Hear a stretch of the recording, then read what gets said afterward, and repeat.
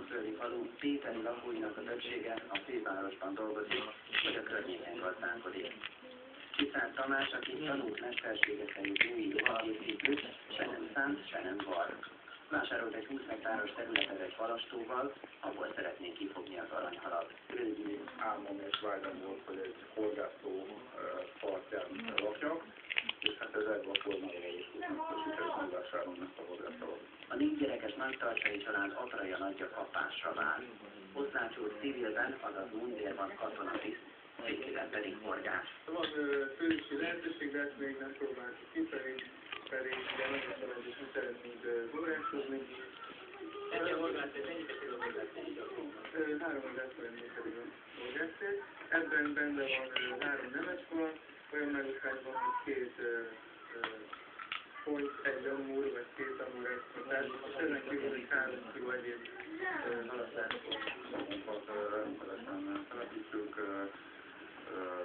akár heti rendszerességgel a szezonális időben. Nálunk sok horgászverseny szokott megrendezésre kerülni, szoktunk helyi versenyt, ami talán különleges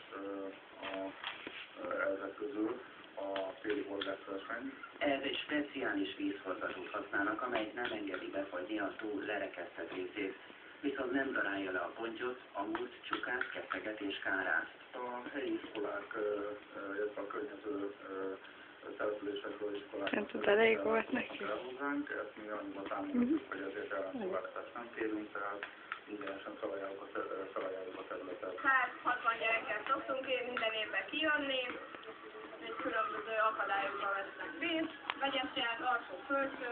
Van itt egy gépkocsiparkoló és kőből épült büfé, kondé, illetve kemence. Csiszár úr mégis elégedetlen. Óriási fejlesztéseket tervez, 10 hektáros tava partjára magyar riviérát álmodik. Terveink között szerepel a vendéglátás fejlesztése, ezen belül egy zárt nagyobb eladótér kialakítása, illetve egy nagyobb fedett terep kialakítása.